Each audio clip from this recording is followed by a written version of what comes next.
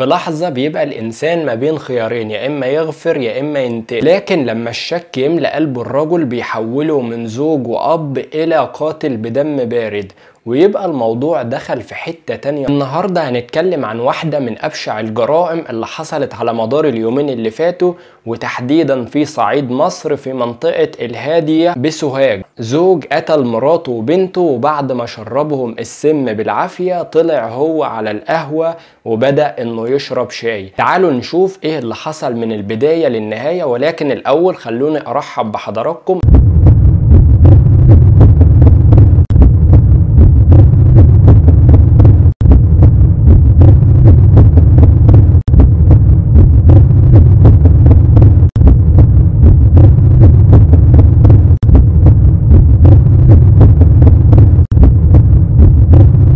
بداية الواقعة اللي حصلت معانا حصلت مع شاب اسمه سيد أحمد من قرية الهادية بسوهاج بصعيد مصر. الراجل ده اتجوز تحديدا من 20 سنة ومخلف بنت عندها 18 سنة، وبدأت حياته كانت حياته هادية جدا، وكانت حياته تمام، والناس شايفين ان حياتهم كانت ماشية ومفيش احسن من كده. اسرة عادية جدا، زوج واب وبنت، وحياتهم جميلة جدا وماشيين مع بعض، والحياة ما فيهاش اي حاجة. وهو رجل عامل على قد حاله، بيطلع الصبح بيطلع يشوف مصدر رزقه وبيشتغل، وبيرجع اخر النهار يقعد مع زوجته ومع بنته، والحياة فضلت ماشية عادي جدا لحد ما بدأ سيد ده بدأ يرجع في مرة من المرات وبقى بيقعد على القهوة. لقى ان اصحابه اللي موجودين على القهوة الشباب اللي هم من سنه بدأوا ان هم يكلموه بطريقة غير مباشرة، وبدأوا ان هم يقولوا له ان انت بتمشي الشغل من هنا وبيجي راجل غريب وبيدخل عندك البيت وانت تقريبا ما بتكونش موجود. هو انت تعرف الراجل الفلاني؟ يوصفوا له مواصفات لرجل معين، طبعا رجل مجهول، ولكن هم بيحطوا فكرة جوه دماغه. وبدأوا ان هم كل ما يقابلوه يقولوا له كل شوية ان بيحصل كذا وكذا، وزوجتك بتقابل الشاب الفلاني ده، وبنتك عارفة ومتسترة على الجريمة ومش عاوزين يقولوا لك، وانت بتمشي بتروح شغلك من هنا وده اللي بيحصل. كلمة من هنا وكلمة من هنا، بدأ الشك فعلا يدخل جوه دماغه، وبدأ بالفعل ان هو يصدق كلام الناس ويمشي ورا الشك اللي هم بيقولوه، وبدأ بالفعل ان هو يشوف هو هيعمل ايه مع مراته ومع بنته. هنا الشك بالفعل بقى موجود في دماغه وبقى موجود جواه، وقرر بالفعل ان هو لازم يتخذ موقف ولازم يعمل حاجة يندم مراته وبنته على اللي بيحصل منهم ده. وبالفعل قرر ان هو هيعمل حاجة المرة دي، وبدأ وهو راجع من الشغل كان جايب معاه 3 حاجات. جايب معاه كرابيق وحبال وبقر لزق، جايب معاه ال3 حاجات دول. وبالفعل جه البيت، بدأ انه يدخل مراته وبنته في أوضة النوم اللي جوه، وبدأ انه يقفل عليهم الباب ويطفي النور، وبدأ ان هو بالفعل يربطهم بالحبال اللي موجودة معاه، يربطهم في غرفة النوم، وكمان بالبلاستر اللي هو جايبه بدأ ان هو يلزق بقهم علشان خاطر مهما يعمل فيهم ما يطلعش منهم اي مصدر صوت نهائي. وبالكرابيك اللي هو جايبها، وبالفعل بدأ يضرب فيهم ويعذب فيهم. ومن هنا بدأوا ان هم يشوفوا الجحيم فعلا بعينيهم، وبدأ فعلا ان هو كل يوم والتاني يضرب فيهم ويبهدل فيهم ويشتمهم بأشد أنواع الشتائم. وبالفعل فضل معاهم على الوضع ده لمدة 3 أيام، يروح شغله ويسيبهم من غير أكل ومن غير شرب، ويرجع من شغله آخر النهار يبدأ إن هو يضرب فيهم ويعذب فيهم ويشتم فيهم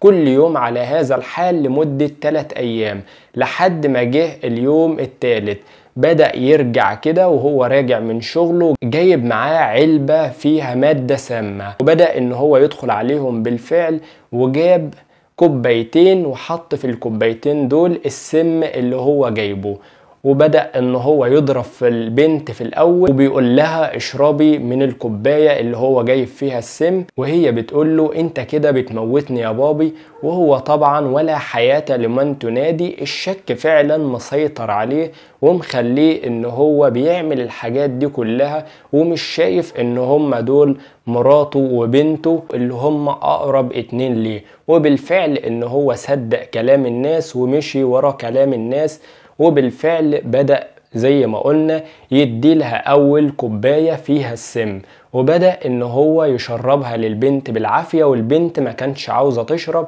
بدأ ان هو يمسكها من دماغها ويضغط على فكها لحد ما شربت السم بالفعل. وبعد كده راح على مراته واللي كانت بتبصله نظرات ضعف، وزي ما يكون بتقوله ارحمني. نفس اللي عمله مع بنته بدأ يعمله مع مراته هي كمان، وبدأوا هما الاتنين، وفي خلال دقايق بدأوا هما الاتنين يترموا على الأرض. في خلال دقايق كانوا هما الاتنين واقعين على الأرض ميتين. وبعد ما موتهم هما الاتنين بدأ ان هو يخرج ويطلع يقعد على القهوة شوية بعد ما خلص عليهم هما الاتنين.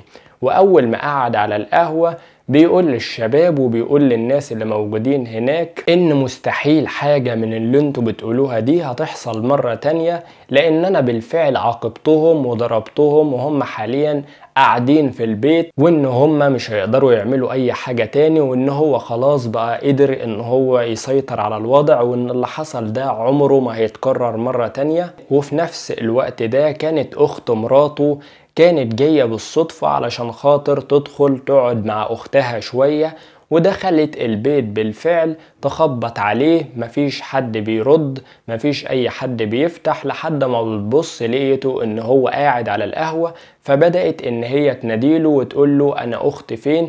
فمن هنا لهنا بدأ ان هو يبان على وشه ان هو عامل عملة مبوظة الدنيا تماما، ولكن هو فضل ان هو ينكر قصادها ويقول لها ان هما الاتنين تعبانين، وان هما الاتنين مش هيقدروا يقعدوا معاها دلوقتي علشان خاطر يخليها تمشي.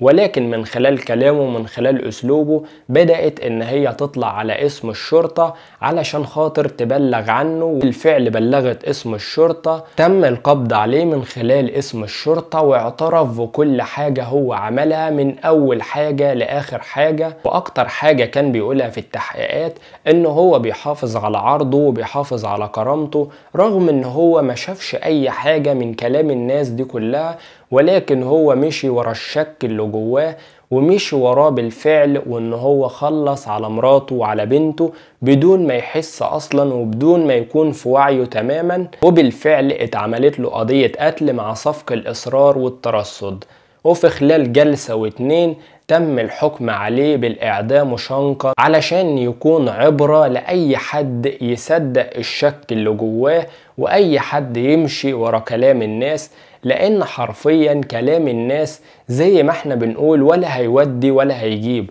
ولكن لما انت تمشي ورا كلام الناس طبيعة هيحصل لك حاجات زي كده وحاجات أكتر من كده كمان، لأن احنا لما بنمشي ورا كلام الناس، كلام الناس 99% منه خطأ. يعني ان احنا ما نمشيش وراه كلام الناس، لازم الحاجة انا اشوفها بعيني علشان ان انا اصدقها. ولكن ان انا امشي ورا فلان او امشي ورا فلان، ما ممكن فلان ده يكون شايف ان انا اسرتي مبسوطة وان انا دنيتي تمام وحابب ان هو يخرب عليا بيتي، فطبيعي ان هو يبدأ بفتنة زي كده، وطبيعي ان هو يفتني باهل بيتي علشان خاطر ان انا اقع في موقف زي اللي وقع فيه صاحبنا اللي اسمه سيد ده. من اكتر الحاجات اللي المفروض نتعلمها في حاجة زي كده ان احنا ما نصدقش كلام الناس وما نمشيش ورا كلام الناس نهائي، لان زي ما قلنا كلام الناس ولا بيقدم ولا بيأخر، كلام الناس دايما بيدخل على الناس بالخراب. فبلاش ان احنا نمشي ورا كلام الناس، ولازم نكون حاطين عقلنا في دماغنا ونمشي ورا عقلنا، ما نمشيش ورا اي كلام وخلاص، لان الحاجات اللي زي كده بتطلعنا احنا في الاخر خسرانين، احنا في الاخر اللي بنخسر بيتنا وبنخسر اهلنا وبنخسر اقرب الناس لينا بسبب ان احنا بنمشي ورا كلام ملهوش اي لازمة. احنا لما بنجيب الوقائع اللي زي كده بنجيبها بغرض ان احنا نتعلم منها وما نكررش اخطاء الغير، لان احنا لما نشوف وقائع زي كده طبيعي هنتعلم منها ومش هنكرر اخطاء غيرنا. ولو انت من الابطال اللي وصلت معايا لحد هنا، ما تنساش تدعمني باللايك بتاعك الجميل، ولو انت مش مشترك في القناة تشترك، وتنزل تحت في التعليقات تصلي على النبي محمد عليه افضل الصلاة والسلام. كان معاكم اخوكم محمد نصار، والسلام عليكم.